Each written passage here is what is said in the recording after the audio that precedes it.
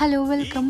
ನಾನು ಈ 30 ವರ್ಷದಲ್ಲಿ ಸಜ್ಜೆ ರೊಟ್ಟಿ ಅಥವಾ ಸಜ್ಜೆ ದೋಸೆ ತಿಂದಿದ್ದೆಲ್ಲ ಅಲ್ಲೊಮ್ಮೆ ಇಲ್ಲೊಮ್ಮೆ ಅಂತ ತಿಂತಾ ಇದ್ದೆ. ಆದರೆ ನಾನಿಲ್ಲಿ ಹುಬ್ಳಿಗೆ ಬಂದು 6-7 ಮಂತ್ಸ್ ಆಯಿತು. ಆಲ್ಮೋಸ್ಟ್ ವೀಕ್ಲಿ 2 ಆರ್ 3 ಟೈಮ್ಸ್ ಈ ಮಿಲ್ಲೆಟ್ ಅಂತೂ ಯೂಸ್ ಆಗ್ತಾನೆ ಇದೆ ನಮ್ಮ ಮನೇಲಿ.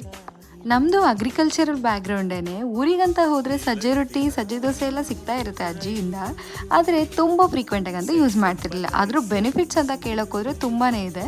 ಬಟ್ ಹುಬ್ಳಿಗೆ ಬಂದ ಮೇಲಿಂದ ತುಂಬ ಕನ್ಸ್ಯೂಮ್ ಮಾಡೋದಂತೆ ಜಾಸ್ತಿ ಆಗಿದೆ.